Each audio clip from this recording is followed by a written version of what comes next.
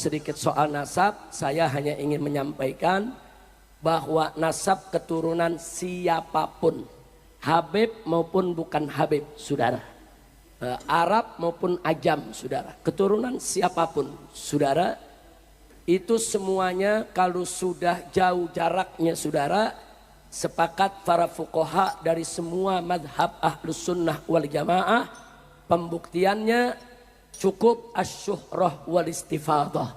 Kalau sudah syuhrah wal istifadah, selesai, saudara. Itu kalau yang nasabnya begitu panjang, bukan nasab habaib saja. Anda di berbagai daerah, saudara, banyak orang daerah juga punya nasab. Anda kalau ke Sumatera Utara, umpamanya ada yang bermarga Nasution, Nenggolan, saudara, Panjaitan, Siregar, itu mereka punya nasab. Raja-raja kakek-kakek mereka, saudara. Dan jangan sekali-sekali kita ata'an fin nasab, kita menyerang nasab orang. Karena salah satu daripada kufrun billah adalah at-ta'an fin nasab, saudara. Nah, jadi sekali lagi, nasab ba'alwi para habaib, saudara, sabit, saudara, bisyuhrah wal istifadah. Artinya secara hukum fikih sudah cukup, saudara. Bahkan menariknya anugerah dari Allah subhanahu wa ta'ala, saudara, nasab ba'alwi bukan saja sabit bisyuhrah wal istifadah, tapi juga sabit bi ijma'il ulama, bi ijma'in nasabah, bi ijma'il mu'arrikhin. Sepakat, saudara, ijma' ulama-ulama ahlus sunnah, bahkan nakobah ashraf di seluruh dunia, bahwa Ba'alwi ya adalah zuriyah Nabi kita Muhammad sallallahu alaihi wasallam. Bahkan, saudara, bukan Ba'alwi, saudara, ngaku-ngaku, tapi Ba'alwi diakui oleh ulama, oleh nasabah, oleh mu'arrikh, dan juga, saudara, diakui oleh seluruh nakabah yang ada di dunia ini. Jadi kalau ada yang coba-coba membatalkan nasab Ba'alwi, saudara, dia mau coba-coba membatalkan ijma', saudara. Ahlus sunnah wal jamaah jelas berpegang teguh kepada Al-Quran, As-Sunnah, Al-Ijma' dan Al-Qiyas. Ahlus sunnah, kita jangan keluar dari ahlus sunnah wal jamaah, betul? Apalagi sampai ada orang mengatakan, walau ulama sedunia mengakui, saya tetap tidak mengakui. Ini namanya angkuh, sombong, saudara. Ilmu tidak seberapa, sombongnya setinggi langit. Udah gitu nantang-nantang, saudara. Ayo kita debat 3 hari 3 malam. Saya kirim, saya punya menantu, Habib Muhammad Hanif bin Abdurrahman Al-Attas. Hanif, idhab, berangkat, hadapi mereka. Silakan debat dengan mereka. Bawa kau punya kitab, bawa kau punya hujah semua. 3 hari 3 malam, nggak apa-apa. Berangkat ke Kesultanan Banten. Sampai di sono yang nantang kabur. Kacau tidak? Ada lagi dari geng begal nasab nantang Boklai. Ayo Ba'alwi kita Boklai. Siapa mau Boklai dengan saya? Habib Bahar yang ditantangin, yang ditantangin blong juga, saudara. Ya Habib Bahar berangkat, saudara, berangkat sendiri, datang ke Kresek ke Banten sana. Mana yang nantang Beklai? Ayo, sampai di sono kabur lagi. Kacau tidak? Makanya begal nasab saya kasih gelar Al-Kaburi. Kaburi. Nah besok nih hari Sabtu saya minta nih semua nih, silakan nonton channel Nabawi TV atau Islamic Brotherhood Televisi IBTV. Akan ada dialog. Robito Alawiyah mengundang semua begal nasab, saudara. Semua diundang, termasuk artis dangdut yang jadi mufti, saudara. Semua diundang, kita lihat aja lah dia mau datang apa enggak, betul? Setuju? Kalau sampai nggak datang lari lagi, saya beri gelar Al-Kaburi Ri. Al-Kaburi Ri. Nah, mudah-mudahan di kita nggak ada yang Al-Kaburi. Amin. Terakhir saya diancam, Habib Rizik jangan kurang ngajar. Nanti kami akan kerahkan pasukan berani mati untuk menghadang Anda. Saya takut gemeter. Kanjeng Nabi Muhammad sallallahu alaihi wasallam itu asyraful anbiya wal mursalin. Tapi beliau pernah dawuh, Ayuhan nas kullukum min Adam wa Adam min turab la fadla li arabiyyin ala ajamiyyin illa bittaqwa. Wahai seluruh umat manusia, yang Arabnya, yang Ajamnya, yang Jawanya, yang Sundanya, yang Cinanya, yang Jepangnya, yang Eropanya, kullukum min Adam. Kamu semua berasal dari Adam, dan Adam itu berasal dari tanah. Tidak ada kelebihan orang Arab di atas yang bukan Arab kecuali dengan ketakwaannya. Arab dan Jawa podo wae, Arab dengan Sunda podo wae, Jawa dengan Batak podo wae. Di mana podonya? Sama-sama terbuat dari Kalau mau beda, di mana bedanya? Bitakwa, dengan ketakwaan. Apa itu takwa? Akhlakul karimah sejatine. Takwa itu adalah akhlakul karimah. Jadi kalau Kanjeng Nabi itu manusia atqakum lillah wa akhsyakum lahu, orang yang paling bertakwa kepada Allah. Karena apa? Innama bu'istu liutammima makarimal. Kanjeng Nabi sopan apa baju? Sopan apa baju? Yang ngendika baik napa kasar? Kanjeng Nabi suka bagi apa suka minta? Jadi kalau ada orang bajuk ngaku-ngaku turunannya Kanjeng Nabi mesti gor. Kalau Kanjeng Nabi rajin sedekah, ini malah minta-minta sedekah. Kalau Kanjeng Nabi sopan, ini malah bergijagan. Kalau Kanjeng Nabi menghargai orang lain, ini malah menghina. Jangan pernah menghubungkan dirimu dengan Kanjeng Nabi. Sebab apa? Ayam pasti berkokok, kucing yang ngeong, tidak mungkin anak wedhus petak-petok. Ya betul? Ini betul? Ayam bae wong Jawa ya. Habis ya? Wah, enggak terasa. Yang pertama, jangan suka pamer keturun, jangan yes. Yang kedua, perbanyak membaca istighfar. Kanjeng Nabi Adam itu berantakan rumah tangganya, desintegrasi bangsa. Jadi kalau satu bangsa satu saatan berantakan gara-gara pilpres, gara-gara pemilu, kalau ingin pulih mesti melakukan tobat nasional. Yang salah bukan cuma capresnya, yang salah bukan cuma tim sesnya, yang milih juga sama-sama salah. Kenapa? Timbang beda pilihan kok ribut. Ini di Jakarta, kalau di sini Masya Allah rata-rata. Nggak sama, lebih parah. Ini ada orang gara-gara beda pilihan pilpres yang didorong-dorong paling muslim, yang nggak didorong dianggap kafir. Hanya gara-gara pilpres bisa menjadi kafir dadakan kita saudara-saudara. Masya Allah. Acak aja kue lah, di sini-sini lah, mirang-mirang nak. Gini apa buatan? Tayunan, gotong royong, ujuk. Soal perbedaan sudah biasa saja. Mau partainya Golkar monggo, PDIP monggo, PSI monggo, apapun silahkan. Itu soal biasa. Tapi kalau ganggu NKRI baru angkat senjata ngoten niku. Gimana? Maka pada Sukani yang berjejer di depan ini, bajunya hitam-hitam. Walaupun bajunya hitam ya tetap aja hitam. Penampilan mereka seperti orang miskin. Lihat, biasa. Bukan tidak bisa beli baju yang mahal, tapi duitnya nggak ada, itu aja masalahnya. Soal penampilan nggak apa-apa, seperti orang nggak punya. Padahal ya jajannya oke temenan gitu. Jangan dibully nanti, menghina, enggak, santai aja. Pada Suka punya prinsip. Anda suka, kami akan berusaha supaya Anda suka, tapi berusahalah agar kami suka. Anda suka, saya suka. Namanya pada kue, pada pokan dakwah Sunan Kalijaga ya kue. Bukan jaga di toko emas. Kak Jenderal juga sudah jadi penasehat pada Suka. Darahnya apa orang? Sallallahu Muhammad. Sallallahu Muhammad. Hamba yang dimuliakan, ayo kita melakukan tobat nasional.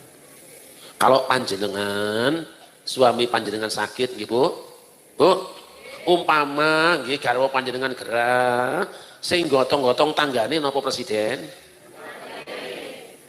Umpamane garwa panjenengan sedo, amin. Umpamane garwa panjenengan sedo sing gotong tanggane napa presiden? Nek panjenengan kurang ya, njaluk tolong karo tanggane apa presiden? Lho kenapa panjenengan ribut karo tanggane gara-gara beda pilihan? Aneh. Aneh ini. Santai saja. Bagi saya kalau satu saat misalnya ada ketek nyalon, ya, jadi presiden, tetap dia presiden kita. Siapapun yang terpilih itu sudah pilihan dari Allah Subhanahu. Ayo bareng-bareng. Saya jangannya pengen tembang bareng tapi nggak ada bluetoothnya, nggak ada auxnya, jangan kayak deso temen tolak gini. Hamba yang dimuliakan. Pesan kedua, Allah katakan, fa imma ya'tiyannakum minni hudan faman tabi'a hudaya fala khaufun 'alaihim wala hum yahzanun.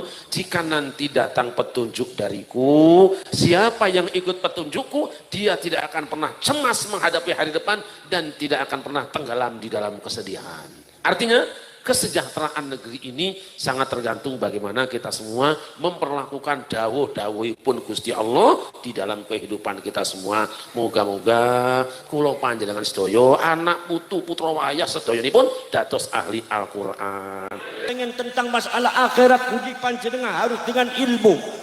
Faman aradahuma fa'alaihi bil ilmi.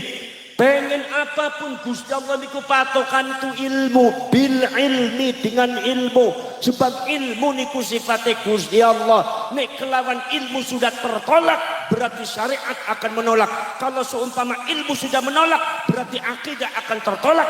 Ketika syariat dan akidah tertolak, maka syariat dan akidahnya tidak mungkin menjadi aqidatul mustaqimah, syariatul mustaqimah, tetapi justru bahkan menjadi dhalalatul ba'idah. Mereka akan menjadi kelompok-kelompok yang sesat dan menyesatkan umat.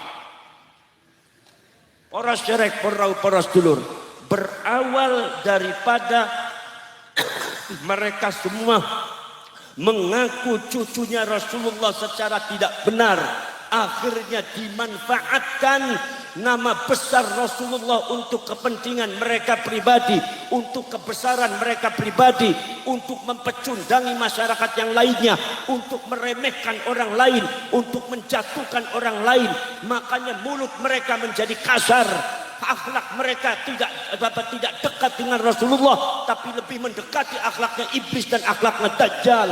Mereka tidak akan menjadi orang jujur, tetapi menjadi kadzab, pembohong. Mereka akan menghalalkan fitnah, mereka akan menghalalkan darah antar umat manusia, dan mereka pada akhirnya akan menghalalkan darah sesama orang Islam.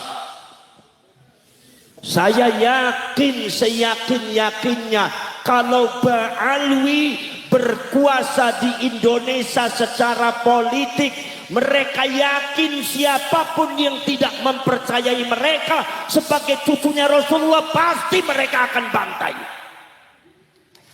pasti mereka akan bunuh. Saudara-saudara sekalian, inilah yang terjadi di Mesir, inilah yang terjadi yang ada di Afrika. Panjenengan tahu semua Banu Fatimiyah. Banu Fatimiyah itu adalah sama, bapaknya namanya sama, Ubaidillah. Yang namanya Ubaidillah ini ceritanya banyak dan itu sangat sama, itu wataknya hampir karakternya sama. Makanya betul kata Ki Imaduddin, kalau disebut Ubaidillah, Ubaidillah yang mana? Kalau disebut Ubaidillah, Ubaidillah ini mana sosoknya? Saudara-saudara sekalian, Ubaidillah bin Ahmad Al-Habib, Ubaidillah bin Ahmad Al-Mahdi yang menguasai Mesir, saudara-saudara sekalian, dari mulai abad ke-9, abad ke-10 sampai abad ke-12. Mereka datang sebagai seorang, yaitu adalah Syiah. Mereka adalah sebetulnya orang-orang Yahudi, genetikanya genetika Yahudi, tapi mereka mengaku cucunya Rasulullah. Mereka mengaku cucunya Rasulullah di Mesir. Akhirnya doktrin-doktrin yang berkaitan dengan kehebatan cucunya Rasulullah mulai ditanamkan. Subhanallah, masyarakat Mesir akhirnya didoktrin terus-menerus. Begitu mereka sudah mendapatkan dukungan yang sangat banyak, saudara-saudara sekalian, tiba-tiba kemudian mereka, saudara-saudara sekalian, membuat satu kekuatan ekonomi, membuat satu kekuatan politik, membuat satu kekuatan yang sosial, keagamaan. Begitu sudah dikuasai seluruhnya, ternyata akhirnya mereka merebut kekuasaan tanah yang ada di Mesir, merebut kekuasaan politik yang ada di Afrika, dan pada akhirnya mereka berkuasa menguasai masyarakat Mesir dan Afrika 200 tahun. Inilah yang mereka cari, kepentingan dunia untuk menguasai satu negara. Inilah yang mereka cari, yaitu adalah kepentingan dunia untuk menguasai tanah orang lain.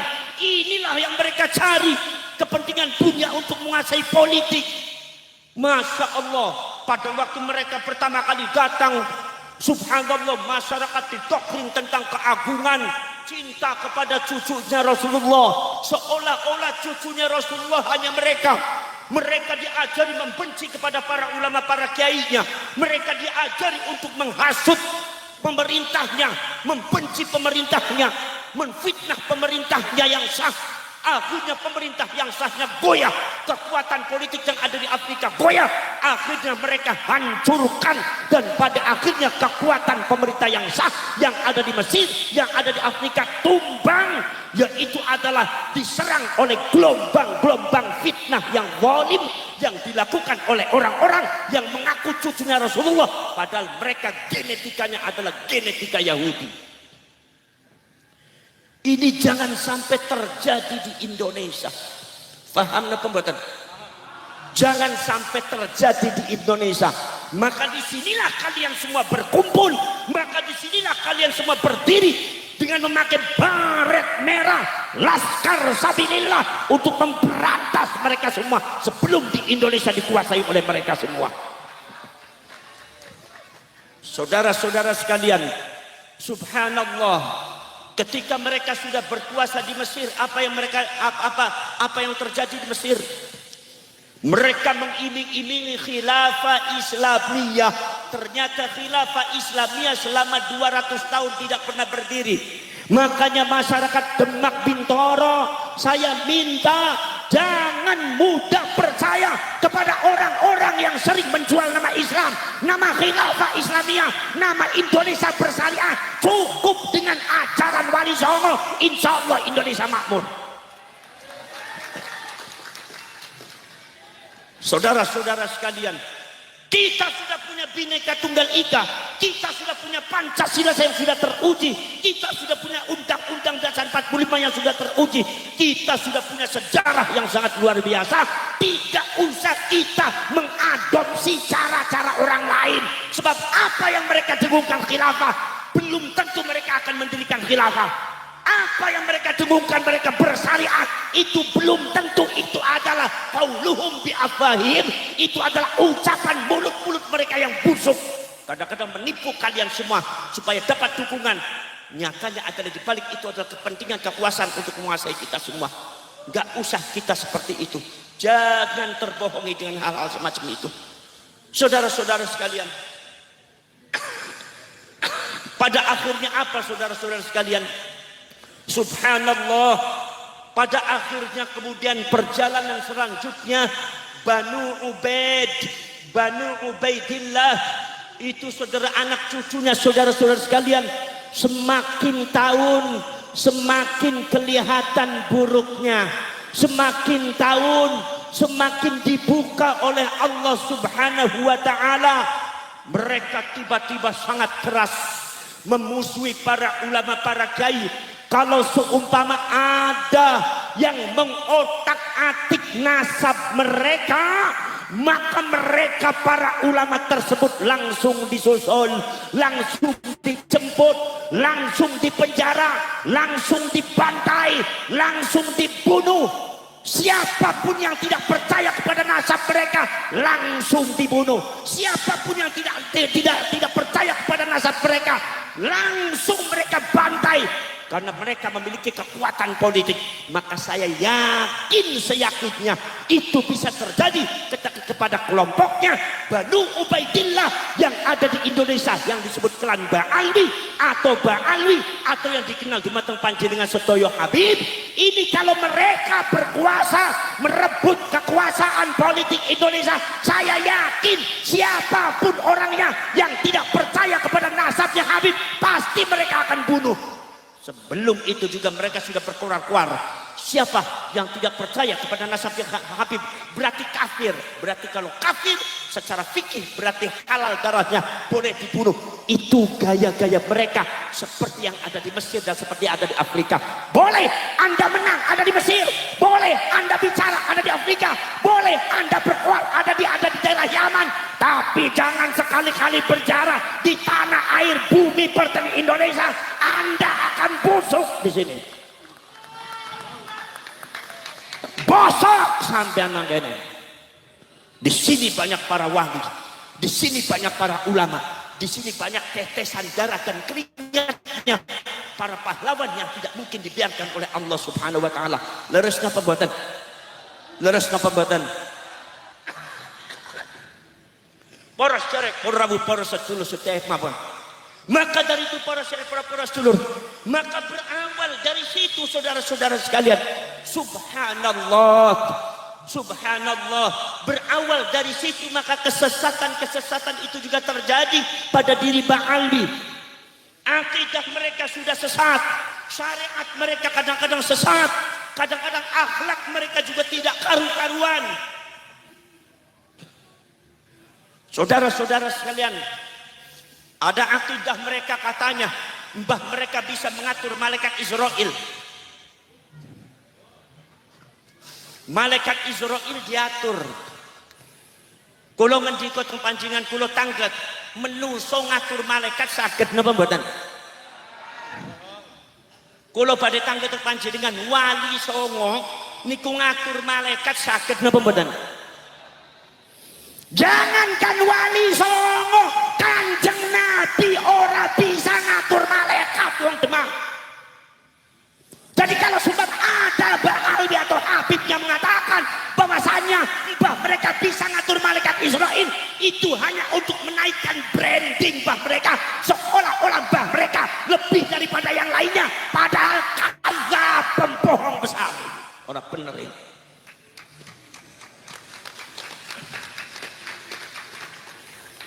Wis keplok bae apa-apa.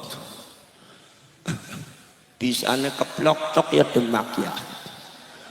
Itulah tadi pernyataan dari Habib Rizik yang tetap bersikukuh bahwa orang-orang yang memutuskan Ba'alawi itu bukan duri Rasulullah SAW dianggap begal nasab. Namun semua itu terbantahkan oleh Kiai Syarif yang membeberkan perilaku dari kabib-kabib tidak sesuai dengan akhlak yang diajarkan oleh baginda Rasulullah SAW, serta diperkuat oleh Gus Abbas yang memperjelas bahwa Ba'alawi itu bukan duri Rasulullah SAW. Bagaimana menurut pendapat teman-teman semua? Silahkan lanjut di kolom komentar. Terima kasih selalu support Arman Al-Fatih.